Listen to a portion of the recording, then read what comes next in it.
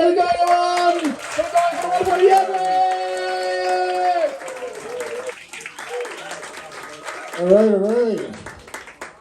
I got my second COVID booster shot today. Yeah, come on, keep it going. I don't like to think of myself a hero, but it's okay if you do. No, I got my second booster shot because my kid's in school, and I was when I was waiting to get the shot, I was thinking like, I wish those anti-vaxxers were right. Because they're not like all of it, right? Because like half the anti-vaxxer stuff is just like we hate Jews. Like that's like at the end of the day, whenever somebody says a secret cabal running the world, they're not thinking Fortune 500, which it actually is, right? They're thinking, the Jews. Daniel talked about that a little before. But like the technology they're talking about, like thanks to the vaccine, they can edit your genetic code over 5G. Do you know how awesome that would be? Like, holy shit, if I could figure that out, I would be like nominated for Nobel Prize for 5 years in a row, win every time. Everybody else would show up and just be like, yeah, you deserved it. I would bring my mom back to life, man.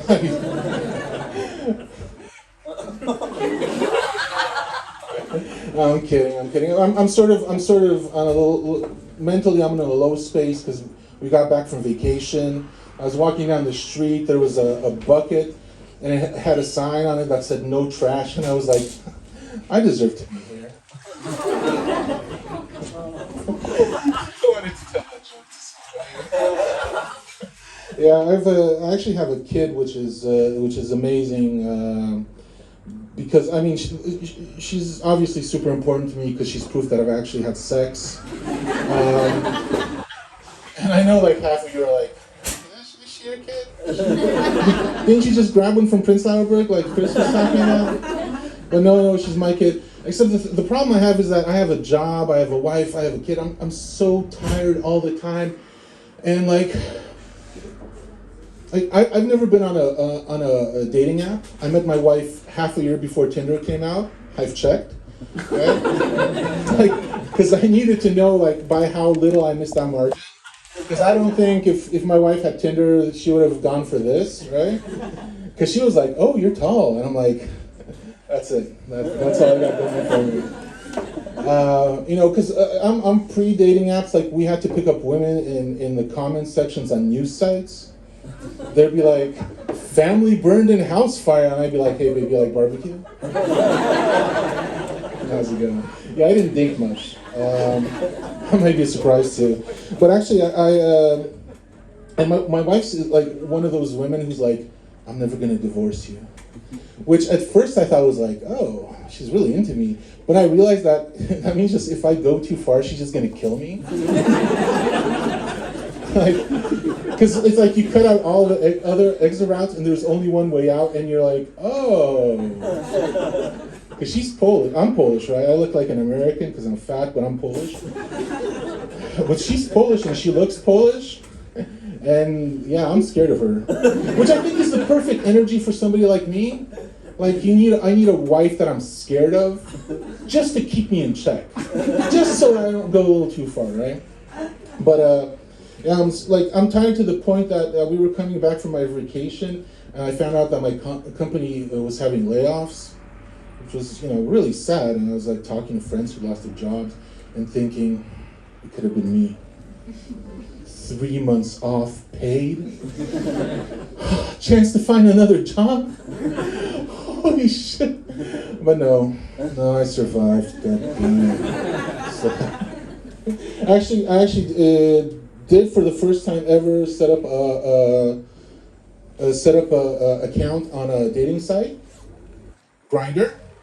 I know what you're thinking. It is Berlin, but I'm not exploring my sexuality as long as my wife is alive. But I'm looking for a guy who has a family and is also gay and is having sex with men on the down low, preferably if he's in a long-term relationship, because I need that time management energy. I need his knowledge, and I am willing to suck dick to get it. I don't care. And if I don't find him on Grindr, I'm going to the second gayest website out there. I'm going to Pinterest. I'm going to set my boards up. We're going to make it. We're going to make it. Because I'm almost out of time, but I found out something a little worrying the other day. My daughter's a Schulkind. If anybody here is German, that means, well, you know what that means. For the other people, I mean, she went to school this year. I'm very proud of her because I didn't know where her school was. She did. It was amazing. No, but Germans are really hyped about sending kids to school full time. In Poland, it's like the rest of the government. It's like, you know, these laws, they're suggestions, right? And because in Poland, if you're like the last week of school, nothing's happening, right? So you pull your kid out of school, you leave a week early on a vacation. It's all cheaper. It's great, right?